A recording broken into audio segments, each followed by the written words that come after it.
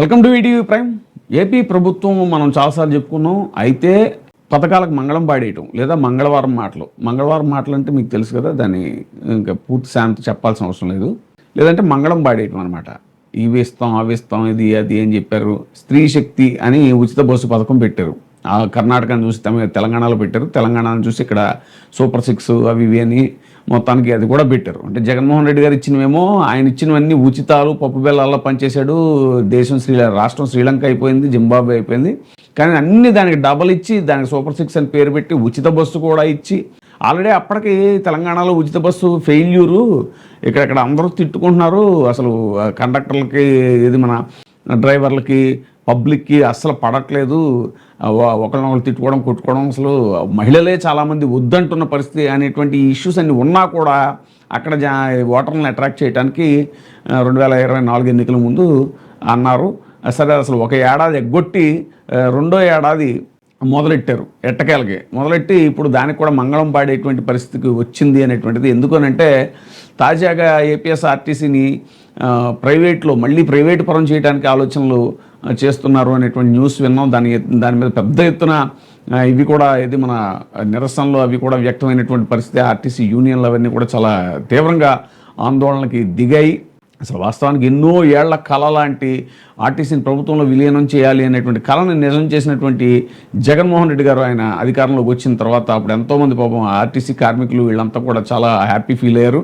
అలాంటి దాన్ని ఇప్పుడు మళ్ళీ తిరిగి ప్రైవేట్ పరం చేయటం అనేటువంటి నిర్ణయాన్ని చంద్రబాబు నాయుడు గారి ప్రభుత్వం తీసుకోవడం అనేటువంటి చాలా దారుణమైనటువంటి విషయం అనేటువంటి చర్చ ఒక పక్క జరుగుతుంటే, ఈ పనిలో పనిగా సందట్లో సడేమి అలాగా ఈ ఉచిత బస్సు పథకాన్ని కొన్ని బస్సులకు తీసేసే ప్రయత్నం మళ్ళీ చేస్తున్నారు. అదేంటంటే ముఖ్యంగా ఎలక్ట్రిక్ బస్సులు ఏవైతే ఇప్పుడు విశేషంగా ఆర్టీసీలకు తీసుకొద్దామని ట్రై చేస్తున్నారో, ఆ ఎలక్ట్రిక్ బస్సుల్లో ఉచిత ప్రయాణ సౌకర్యం లేకుండా చేసేటువంటి ఒక కుట్ర జరుగుతోంది అనేటువంటిది. ఎన్నికల హామీలను తొంగలో తొక్కడంతో తొంగలోకి తొక్కి చంద్రబాబు నాయుడు గారు మరోసారి తన మార్కు చూపించే ప్రయత్నం చేస్తున్నారు. మహిళలకు ఆర్టీసీ బస్సులో ఉచిత ప్రయాణం కోసం ఉద్దేశించిన స్త్రీ శక్తి పథకాన్ని దొంగ దెబ్బ తీయడానికి ప్రయత్నిస్తున్నారు. ఈ బస్సుల ముసుగులో, అంటే ఎలక్ట్రిక్ బస్సుల ముసుగులో ఈ పథకాన్ని పూర్తిగా ఎత్తేసేందుకు ఎత్తుగడ చేశారు. ఓవైపు ఆర్టీసీ ప్రైవేటు పరం చేస్తూ విలువైన ఆస్తుల్ని తమ అస్మదీయులు కట్టబెట్టాలనుకుంటున్న బాబు మరోవైపు స్త్రీ శక్తి పథకాన్ని కూడా నిర్వీర్యం చేసి రాష్ట్ర మహిళలను మోసం చేసేందుకు పావులు చకచక కదుపుతున్నారు అనేటువంటిది సమాచారం. చంద్రబాబు ఎన్నికల హామీల్లో మహిళలకు ఉచిత బస్సు ప్రయాణం 2024 జూన్ 12న అధికారంలోకి వచ్చినా కూడా 15 నెలల వరకు మహిళలకు ఉచిత బస్సు ప్రయాణం పథకాన్ని అమలు చేయలేదు. తద్వారా రాష్ట్ర మహిళలు నెలకి 250 కోట్ల చొప్పున 15 నెలల్లో ఏకంగా 3750 కోట్ల మేర ప్రయోజనాన్ని కోల్పోయారు అనేటువంటిది ఒక అంచనా.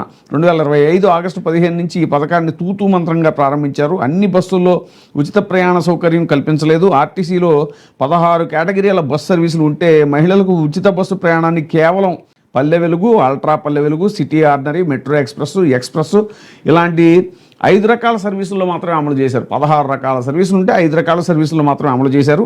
ఈ బస్సులతో పాటు Vennela, dolphin, cruiser, Amaravati, night rider, Indra, metro luxury, star liner, super luxury, ultra deluxe, non stop, SAP express సర్వీసుల్లో ఇవి వర్తింప చేయట్లేదు. ప్రస్తుతం ఆర్టీసీ నిర్వహిస్తున్న 100 ఈ బస్ సర్వీసుల్లో ఉచిత ప్రయాణ పథకం అమలు కావట్లేదు. 100 ఎలక్ట్రిక్ బస్సుల్లో ఉచిత ప్రయాణం లేదు. ఈ నేపథ్యంలో ఆర్టీసీని పూర్తిగా నిర్వీర్యం చేసేందుకు చంద్రబాబు ప్రభుత్వం కొత్త ఎత్తుగడ వేసింది. 100% ఎలక్ట్రిక్ బస్సులను ప్రవేశపెట్టే విధానానికి ఆమోదం తెలిపింది. అది కూడా పూర్తిగా కార్పొరేట్ సంస్థల ద్వారానే ప్రవేశపెడతామని తేల్చి చెప్పింది. ఎందుకంటే ఎలక్ట్రిక్ బస్సులు ఇప్పుడున్న స్టాఫ్ నిర్వహించలేరంట. మరి తిరుమల కొండ మీదకి పాపం వాళ్ళు ఘాట్ రోడ్లలో బ్రహ్మాండంగా నడుపుతారు. ఆల్రెడీ నడుపుతున్నారు కూడా. సర్వీసులన్నీ కూడా పెద్ద బస్సులు ఉంటాయి. అయినా కూడా చాలా ఎక్స్పర్ట్ డ్రైవర్స్ ఉన్నారు. ఆల్రెడీ ఎగ్జిస్టింగ్ డ్రైవర్స్ ఆర్టీసీలో వాళ్ళు నడపలేరంట. అందుకని కార్పొరేట్ సంస్థలకి వాళ్ళ ద్వారా నడిపిస్తారంట. ప్రైవేటు పరం చేసేందుకు పక్కా కుతంత్రంతో ఆర్టీసీని ఉద్దేశపూర్వకంగానే నిర్వీర్యం చేస్తోంది ఈ ప్రభుత్వం. ప్రధానమంత్రి ఈ బస్సు సేవా పథకం ద్వారా ప్రవేశపెట్టే ఈ బస్సులను ఆర్టీసీని నిర్వహించాలి అన్న ఉద్యోగ సంఘాల డిమాండ్ను సైతం చంద్రబాబు ప్రభుత్వం తిరస్కరించింది. ఈ నేపథ్యంలో ఆర్టీసీ కొత్తగా డీజిల్ బస్సులను కొనట్లేదు. ఇటీవల 6 నెలల్లోనే 264 డీజిల్ బస్సుల్ని సర్వీసుల నుంచి పూర్తిగా తొలగించారు. వాటి స్థానంలో కొత్త బస్సులను ప్రవేశపెట్టలేదు. ఇంకా సగటున రోజుకు ఒక బస్సును సర్వీస్ నుంచి తొలగిస్తోంది. తద్వారా ఆర్టీసీలో డీజిల్ బస్సులను పూర్తిగా తొలగించి ప్రైవేట్ సంస్థల ద్వారా ఈ బస్సులను ప్రవేశపెట్టాలి అన్నదే తమ ఉద్దేశం అని సర్కారు స్పష్టం చేస్తోంది. మొదటగా ఆర్టీసీలో 50% ఈ బస్సులు ఉండేట్టు చూడటం ప్రభుత్వం లక్ష్యంగా నిర్దేశించింది. అనంతరం 2029 నాటికి 100% ఈ బస్సులు ప్రవేశపెట్టాలని భావిస్తోంది. ఈ బస్సుల్లో, ఎలక్ట్రిక్ బస్సుల్లో ఇప్పటికే ఉచిత ప్రయాణం అమలు కావట్లేదు కాబట్టి కొత్తగా ప్రవేశపెట్టబోయే బస్సుల్లో కూడా అదే నిబంధన వర్తిస్తుంది అనేటువంటిది సుస్పష్టం. ఆర్టీసీ అధికారులు కూడా ఈ విషయాన్ని ధృవీకరిస్తున్నారు అనేటువంటిది. సరే, పర్యావరణం పేరుతో డీజిల్ కొరత, వీటి సంక్షోభం నేపథ్యంలో ఎలక్ట్రిక్ బస్సులు ఎక్కువ నడపాలి అనుకోవడం తప్పు లేదు. కానీ ఆ ఎలక్ట్రిక్ బస్సులు కూడా స్త్రీ శక్తి పథకం కిందకి వచ్చేట్టు, స్త్రీ శక్తి పథకం దాంట్లో ఉచిత బస్సు ప్రయాణం అమలు చేయాలి అనేటువంటిది ఇప్పుడు వస్తున్నటువంటి డిమాండ్. మరి దాన్ని కొనసాగిస్తారా లేదా ఏంటి అనేటువంటిది మనం వేచి చూడాలి. ఇప్పుడే సబ్స్క్రైబ్ చేయండి, లైక్ చేయండి, షేర్ చేయండి. WEITV ప్రైమ్, నీ ఉత్తమాభిరుచుల సమ్మేళనం.